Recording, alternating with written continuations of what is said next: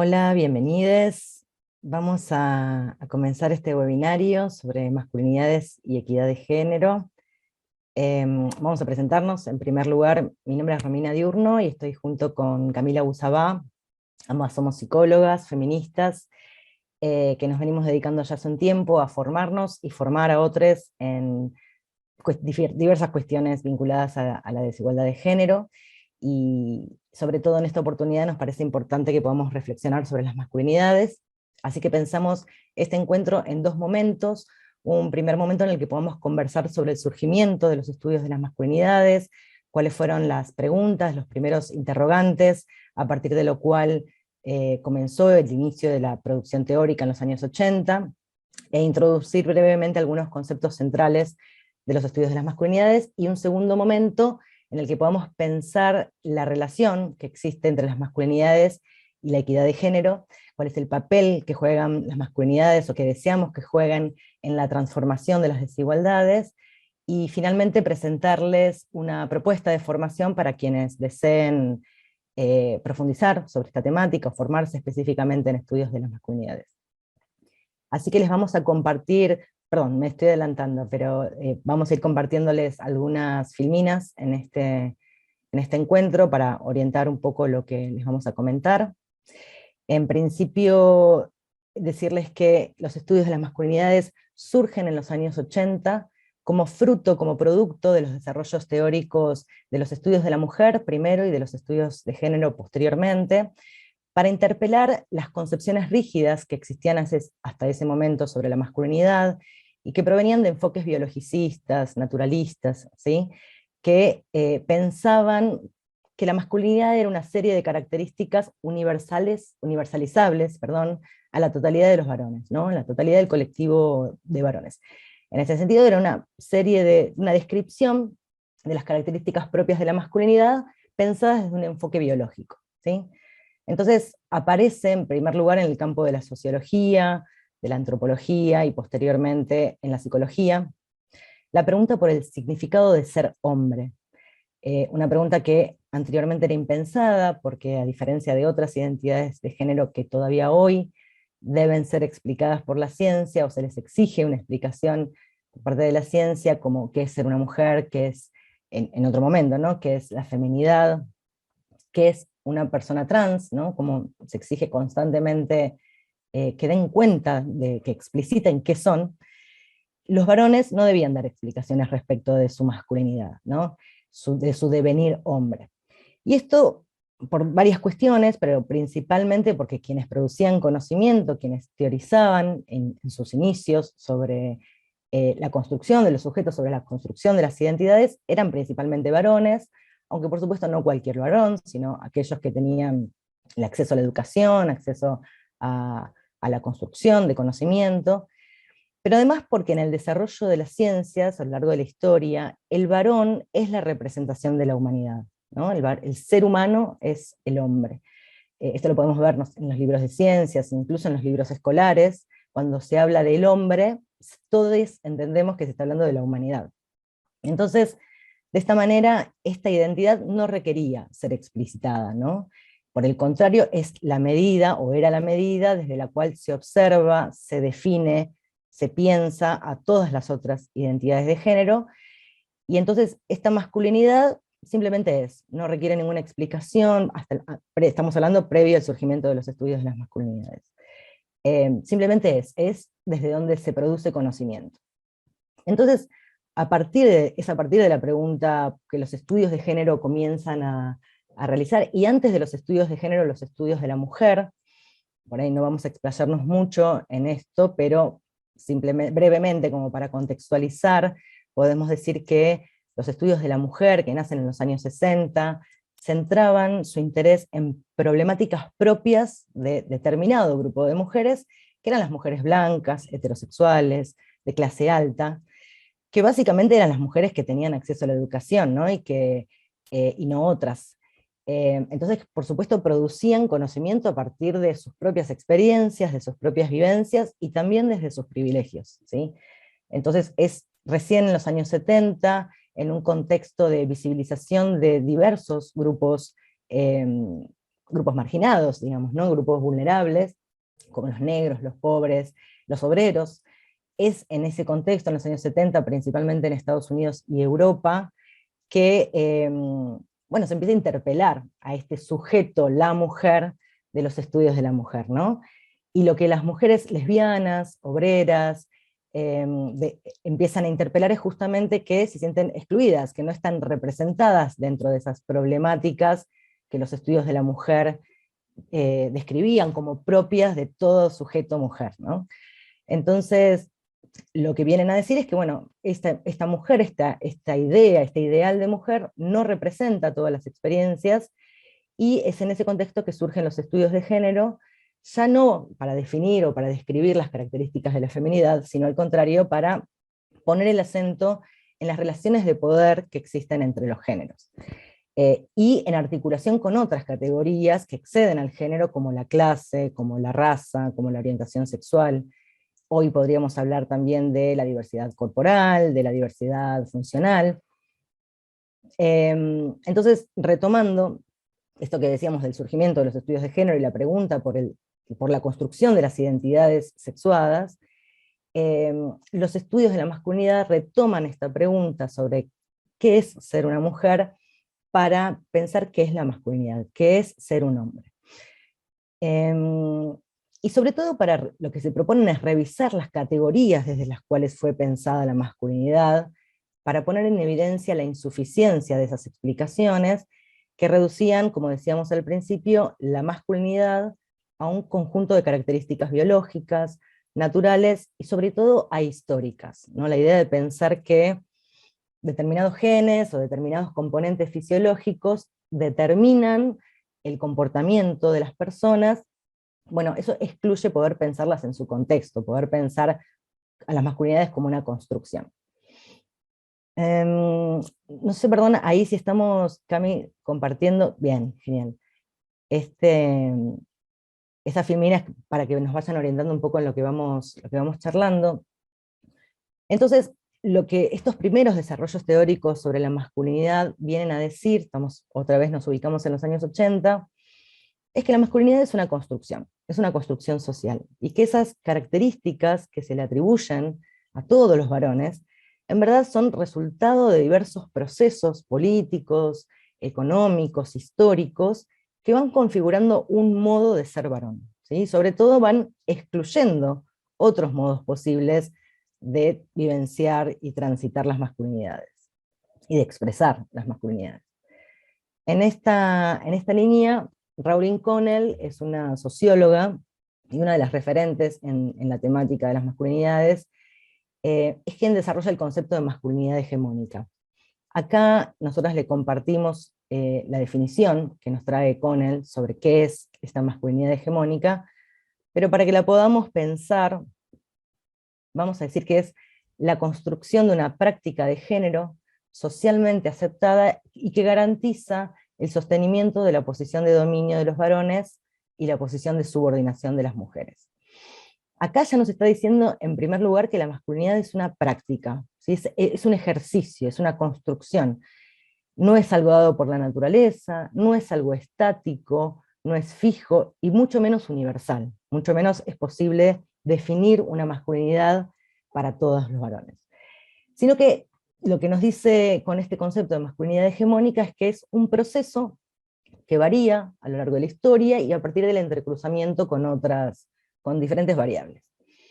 En esta misma línea, Michael Kimmel, que también es un sociólogo, es especialista en estudios de género y masculinidades, nos va a decir que la masculinidad no viene en nuestro código genético, sino que se construye socialmente y cambia, y presenta algunas dimensiones para dar cuenta de cómo se producen estos cambios, en qué contextos, en qué ámbitos.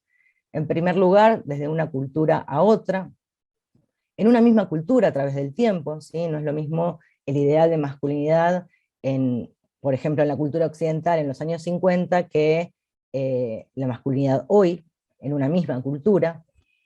Durante el curso de vida de cualquier hombre, ¿no? Singularmente, individualmente, en su experiencia personal, ¿no? En cómo se apropia de estos mandatos culturales y cómo construye y va variando a través del tiempo esta esta masculinidad, este ejercicio, esta práctica de la masculinidad. Y por último, aunque estas son solo algunas posibilidades, entre diferentes grupos de hombres, según, como decíamos, su clase, su raza, su orientación sexual. Entonces, cuando hablamos de masculinidad hegemónica, nos vamos a referir a un modelo. Un modelo que es también un modo de ordenarnos socialmente, ¿no? Cómo debemos ser en función de lo que se espera de nosotros en función de nuestro sexo, de nuestro género. Un ideal es la masculinidad hegemónica al que todos los varones deberían aspirar para ser considerados verdaderos hombres, una serie de mandatos a cumplir para ser considerados verdaderos hombres, y que estos mandatos, por supuesto, van mutando, se van transformando, ¿no? Puede haber en un momento mandatos más rígidos, o en otra cultura otro tipo de mandatos, pero siempre están. Lo interesante es que estos mandatos persisten, se van transformando, va cambiando el mensaje, el relato, incluso las instituciones que producen estos discursos, estos mandatos, pero están ahí. Desde que nacemos, digo, porque en género, en términos generales, los mandatos están para todas las identidades de género, pero hablando específicamente de masculinidades, estos mandatos están desde que los varones nacen hasta su vejez, ¿sí? Van cambiando de acuerdo a lo que se necesite, lo que se espera de esa masculinidad, según el momento de la vida de esa persona, de esas personas. Y acá hay como un intercambio, ¿no? Porque esta serie de mandatos que nos dice, bueno, ¿por qué estamos reproduciendo constantemente estos mandatos? Bueno, hay como un intercambio, como podríamos decir, que este sistema, este modo de ordenamiento social que llamamos patriarcado, ofrece algo a cambio, ¿no? Promete a los varones el acceso a determinados privilegios, en tanto cumpla con estos mandatos que se le exigen por ser varón. Pero al mismo tiempo genera muchísimo dolor, genera vivencias de coerción, de violencia, que por supuesto que en muchos casos no pueden ser percibidas como tal. Esto que decimos, bueno, para cumplir con determinados mandatos los varones atraviesan por situaciones de mucho dolor, muchas veces ese dolor ni siquiera es perceptible, porque uno de los mandatos de la masculinidad hegemónica, y quizás el central, es no mostrarse vulnerable, ¿sí? Ser emocionalmente fuerte, no llorar, bancársela, ¿no? No ser una mujer. Básicamente, la mayoría de los mandatos de la masculinidad hegemónica se centran en la obligación de distanciarse de todo aquello considerado femenino, ¿no? O como características femeninas, que también son características atribuidas culturalmente, no son esenciales, no son naturales ni biológicas, sino que a la feminidad, en este orden de género en el que vivimos, se le ha asignado las características de ser frágiles, ser vulnerables, ser emocionales, de vuelta, ¿no? Como atribuciones, como características arbitrariamente atribuidas a las identidades femeninas. Entonces, en este proceso de devenir hombres, a los varones se les exige que a lo largo de toda su vida demuestren que no son mujeres, ¿no? Esto que decíamos antes, que por ahí si alguien desea agregar, pero estos mandatos que los repetimos, incluso los reproducimos cualquiera de nosotros en nuestra cotidianidad, digo, no estamos hablando solamente de mandatos externos que provienen de determinadas instituciones, sino que todos somos parte de este mismo orden de género, y entonces lo reproducimos muchas veces de manera inconsciente, como no llores, pareces una nena, sé fuerte, bancatela, ¿no? Todos estos discursos que desde muy temprana edad configuran un modo de ser varón, ¿no? Alejado de todas estas características consideradas femeninas.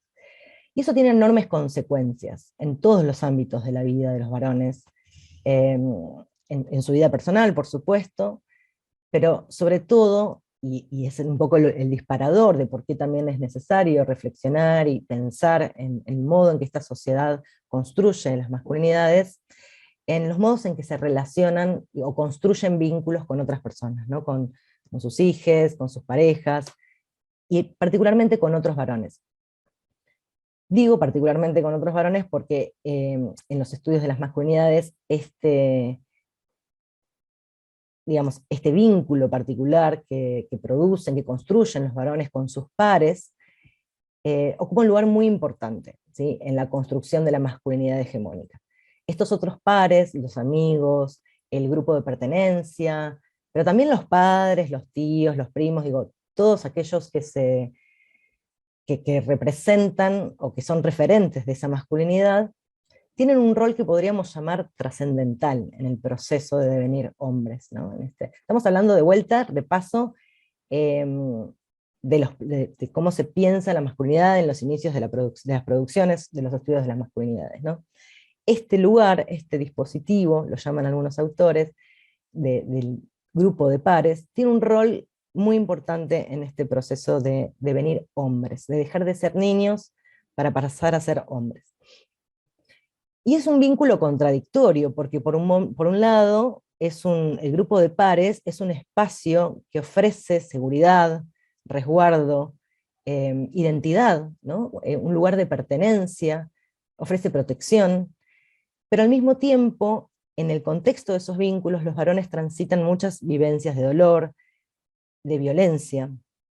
Como decíamos antes, muchas veces es difícil que lo puedan percibir, incluso que lo puedan poner en palabras, porque no deben hacerlo, porque es parte del mandato no expresar eso que les duele, esto que los vulnera, no mostrarse vulnerables concretamente.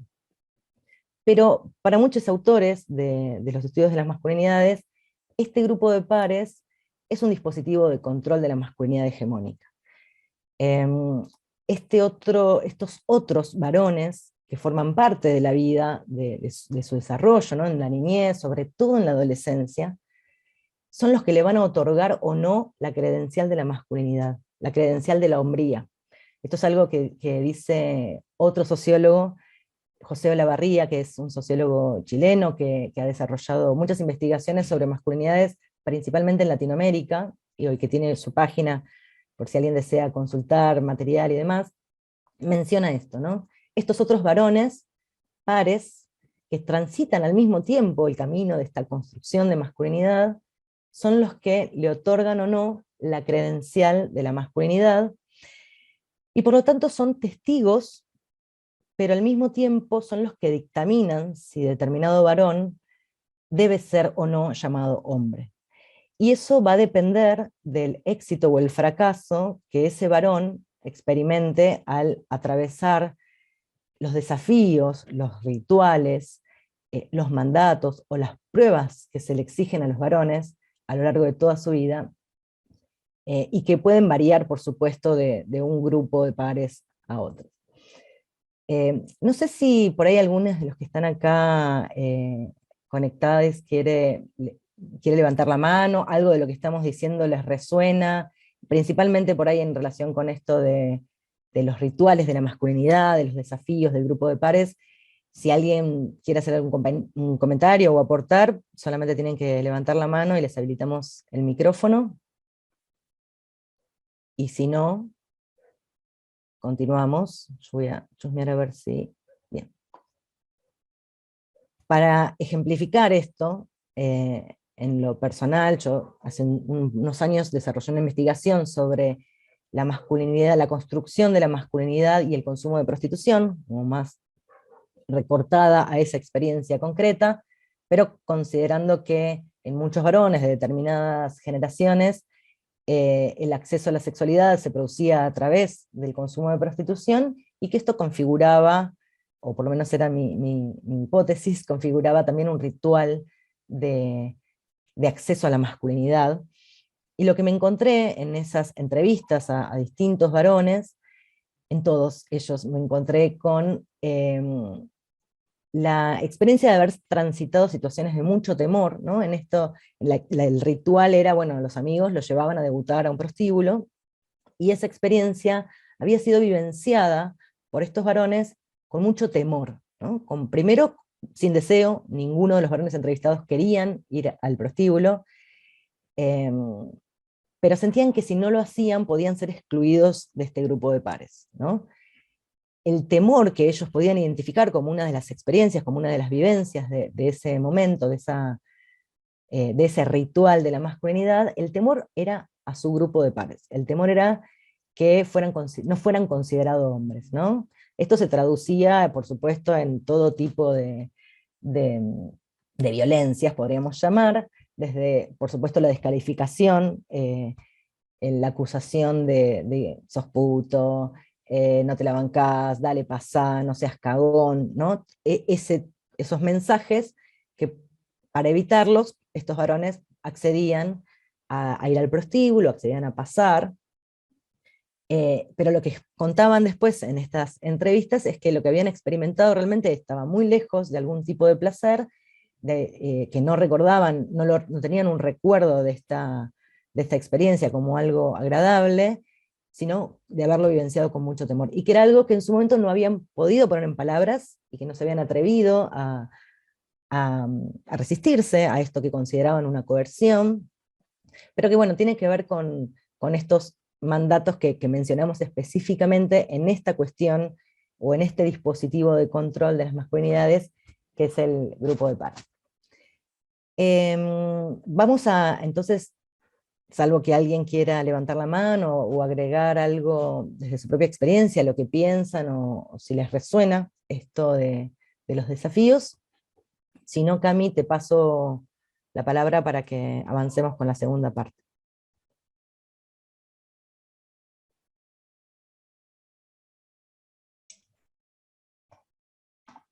Hola, hola a todos. Bueno, Romy ahí ya nos presentó a las dos, así que voy a avanzar un poco con la exposición.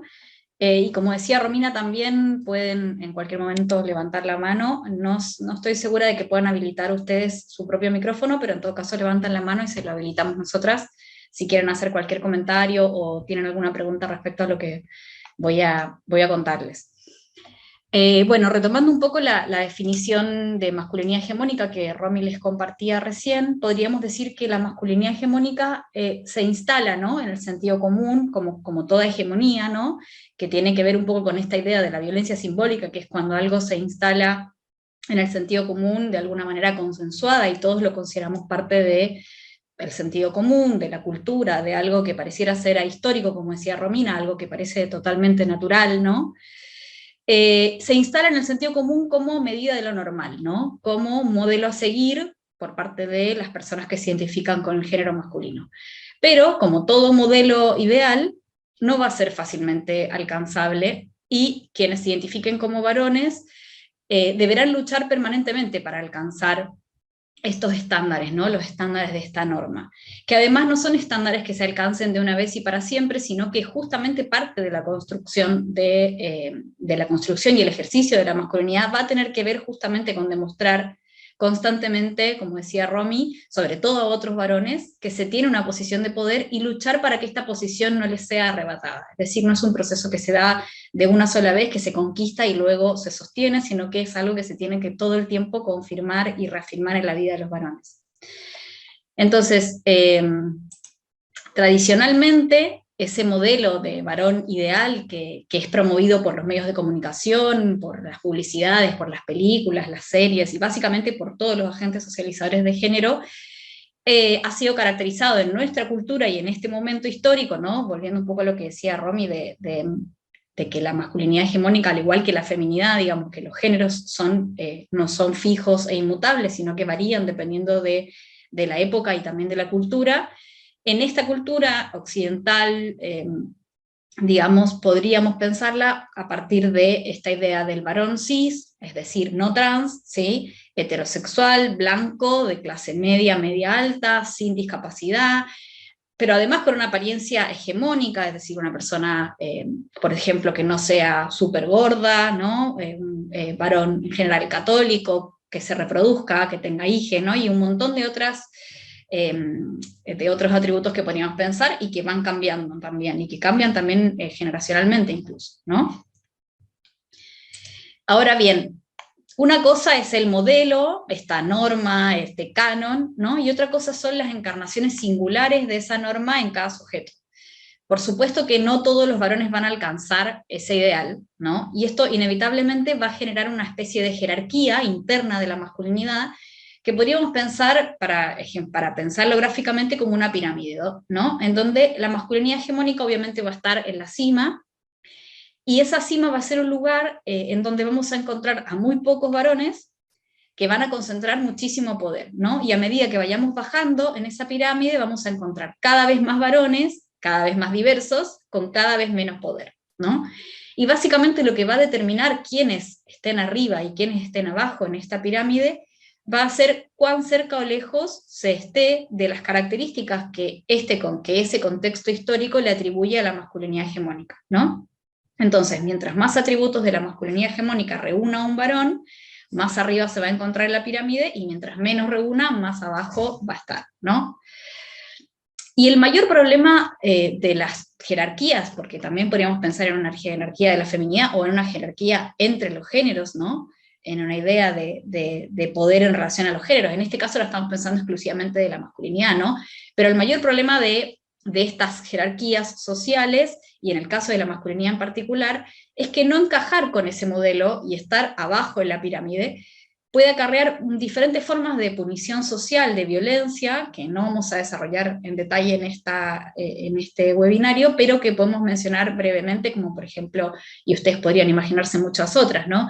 Bullying, discriminación, exclusión, violencia física, violencia policial, violencia institucional, incluso hasta llegar a la tortura, el homicidio, ¿no? Pensemos en los diferentes casos de homofobia o incluso de transfobia que se conocen en los medios, por ejemplo, ¿no?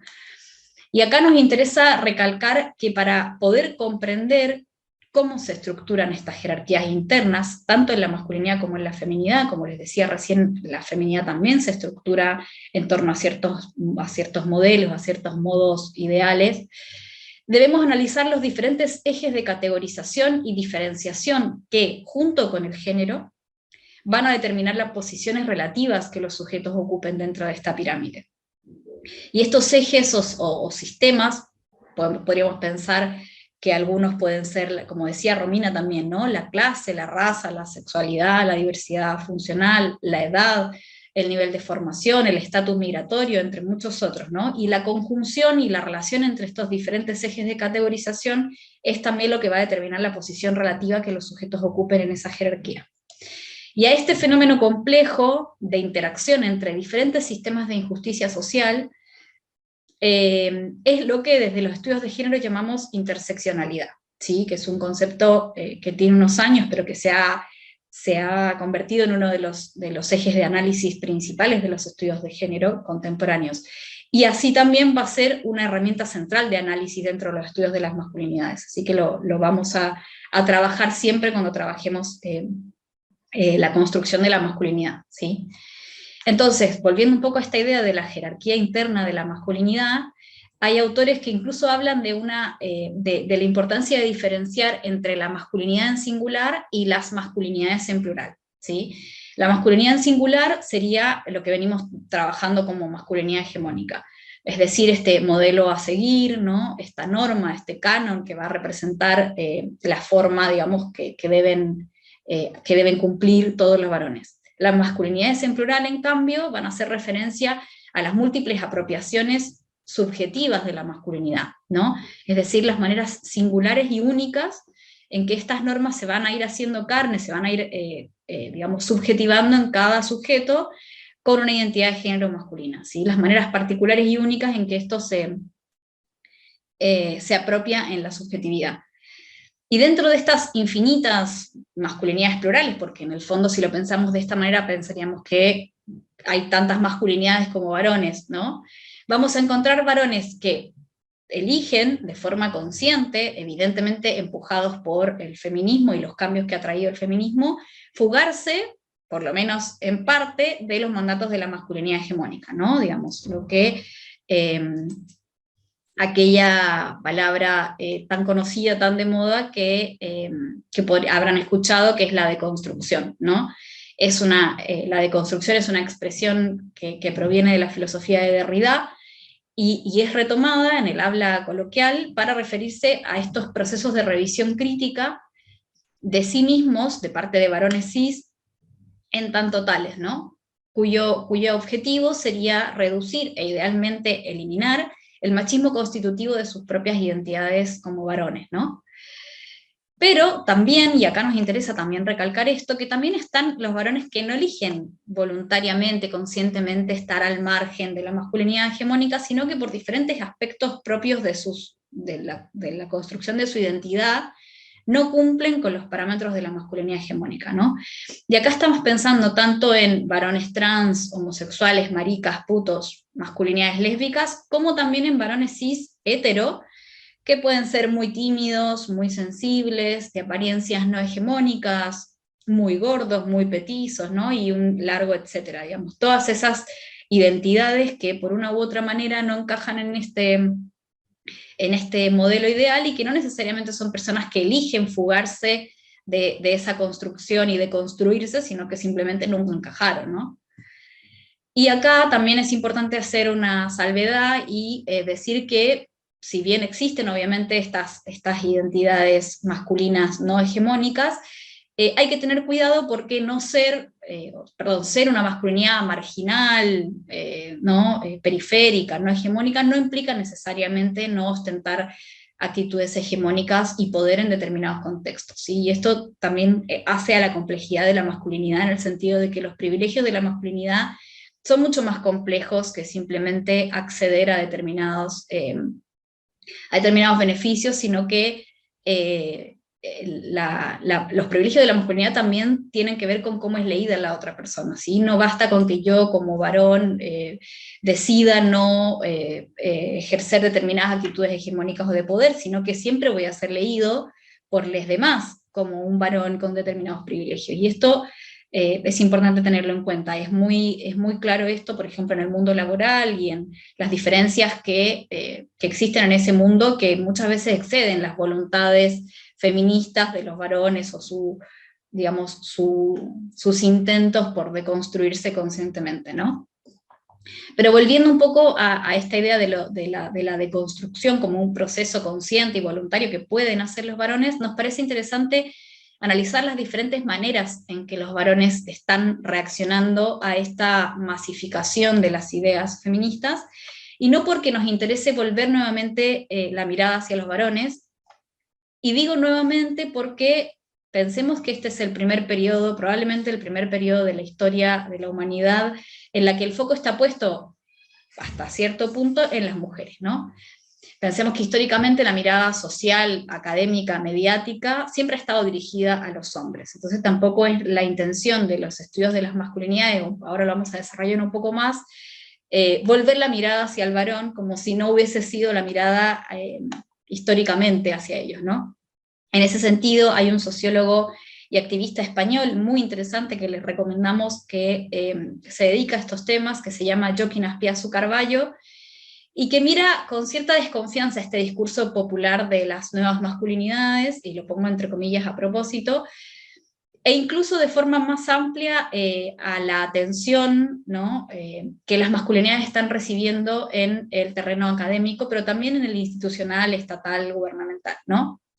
Y la preocupación que él plantea es que lo que ve es que los estudios de las masculinidades suelen tener una tendencia a centrarse en la identidad, es decir, en describir qué significa ser hombre en cada sociedad, cuáles son los mandatos de la masculinidad, los costos o incluso los daños colaterales, ¿no? Del ejercicio de la masculinidad hegemónica para los propios varones, y cómo pueden hacer los varones para correrse de esos lugares, para poder ser más libres, básicamente, ¿no? Es un poco esta tendencia que sobre todo se observa en el mundo empresarial, organizacional, de buscar que el feminismo sea atractivo para los varones, ¿no?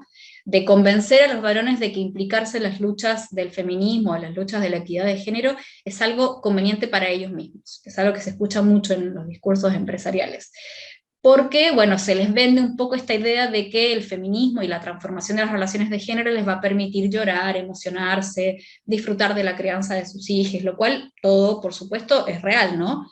Pero la postura de Azpiazu Carballo en ese sentido es que la mirada de las investigaciones e iniciativas institucionales vinculadas con las masculinidades deben estar puestas en el enfoque sobre el poder y la hegemonía, o sea, a la pregunta acerca de cómo la masculinidad como dispositivo de poder, es decir, esta masculinidad en singular, afecta de manera directa a otras identidades de género, ¿no?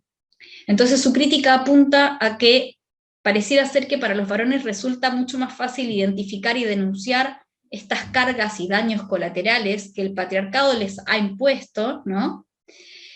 Y los espacios que el patriarcado incluso les ha quitado por ser varones, como la emocionalidad, los cuidados, ¿no? Que señalar los espacios que el patriarcado les ha dado por ser varones, es decir, los privilegios que ostentan y que debieran, como dice Aspiazu, desconquistar. Incluso él habla de la palabra, que es un neologismo, me parece, de desempoderar, ¿no? Él dice, tenemos que concentrarnos más en desempoderarnos como varones que en empoderarse las mujeres, ¿no? Como en desconquistar estos espacios que nos han sido dados por ser varones, ¿no? Y el enfoque que él propone, digamos, este enfoque centrado en la hegemonía y no tanto en la identidad o en descubrir y describir qué es ser un varón, sería un enfoque de las masculinidades propiamente feminista para él, ¿no? En el sentido de que el objetivo final tendría que ver con la equidad de género, con lograr la equidad de género, y no solamente entonces con liberar a los varones de las ataduras que les impondría el modelo de la masculinidad hegemónica, ¿se entiende? Ahora, hecha esta advertencia larga, ¿no? Este paréntesis, volvemos entonces a esta idea de las diferentes reacciones que observamos que se están produciendo en los varones a raíz de los señalamientos que el mismo feminismo les va haciendo, ¿no? Entonces, tomando en cuenta la advertencia que hacíamos recién,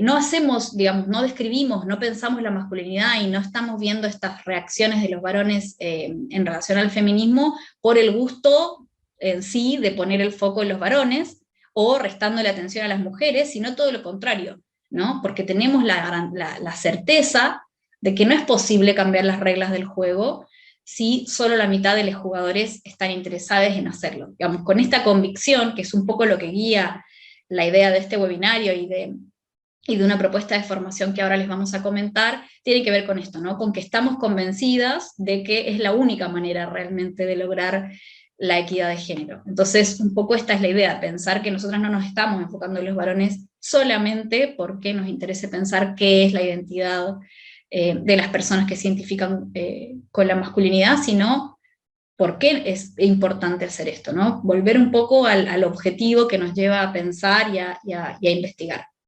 Entonces, volvemos, para organizar estas reacciones de varones cis-hetero frente a la expansión del feminismo, tomamos una propuesta de dos autores, que son Jones y Blanco, que proponen pensar este abanico de posibles respuestas, reacciones de los varones como un continuum, ¿no?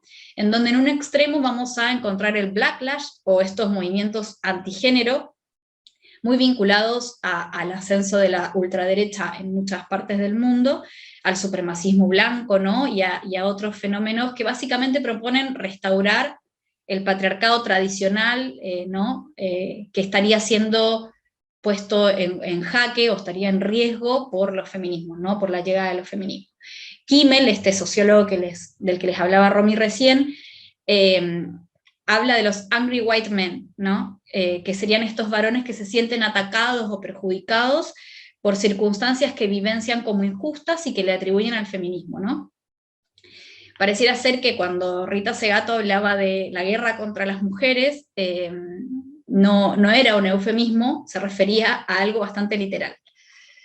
En fin, no vamos a desarrollar acá estas tendencias más ahora, pero bueno, me imagino que todos conocerán incluso algunos exponentes locales de esta tendencia, de este movimiento, y podríamos nombrar, sin entrar en esto, no sé si conocen a Agustín Laje, o incluso exponentes mujeres como Viviana Canosa, que estaba absolutamente empecinada en desarmar, digamos, estos avances del feminismo, digamos. Un poco de ahí viene esta idea del backlash, que sería el extremo menos feminista de este continuum, ¿no? Después en el medio del continuum podemos encontrar diferentes matices que no vamos a desarrollar por una cuestión de tiempo, pero que podríamos resumir básicamente como una impostura, ansias de protagonismo, o un acompañamiento silencioso. Serían diferentes posiciones hasta llegar al extremo que podríamos llamar más feminista, que sería esta famosa deconstrucción,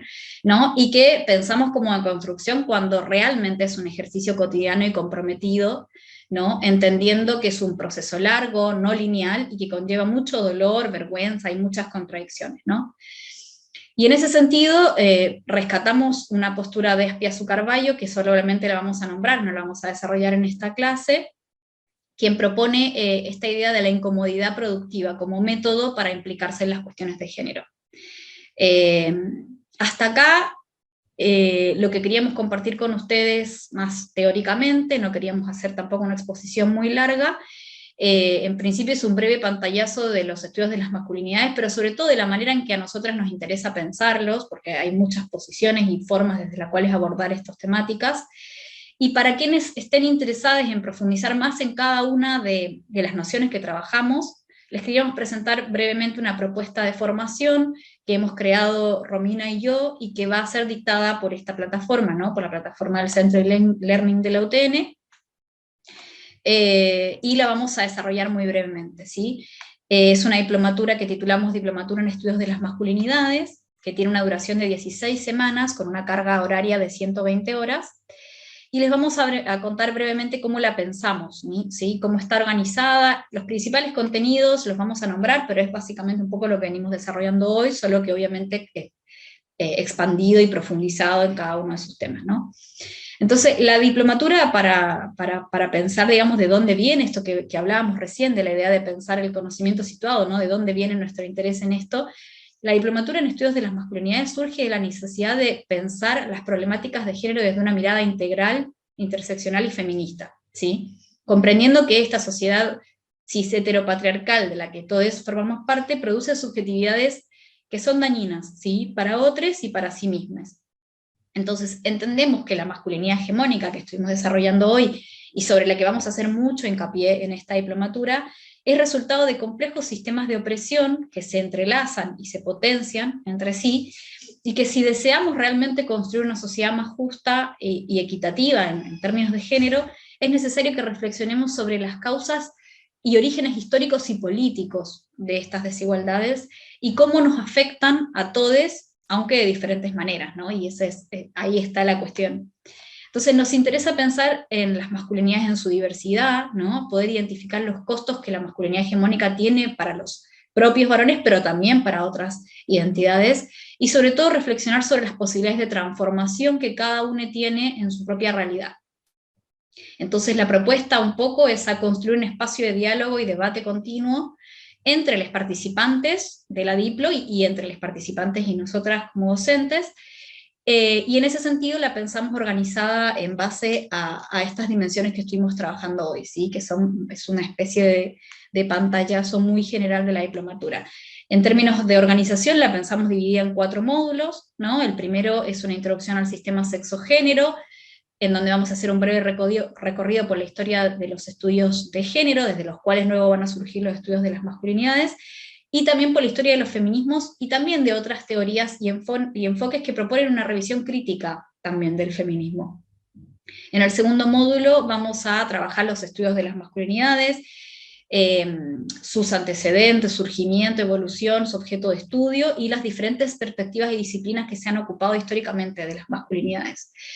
Desarrollaremos el concepto de masculinidad hegemónica, que obviamente no lo vamos a desarrollar más porque lo estuvimos trabajando un montón acá en el webinario, y en el módulo 3 vamos a trabajar los costos de la masculinidad hegemónica, que un poco es lo que veníamos trabajando, ¿no? Eso es como, digamos, cuáles son los costos que implica el ejercicio de esta masculinidad para los propios varones, pero también, y quizás sobre todo, los daños y riesgos que significa para las otras identidades, ¿sí?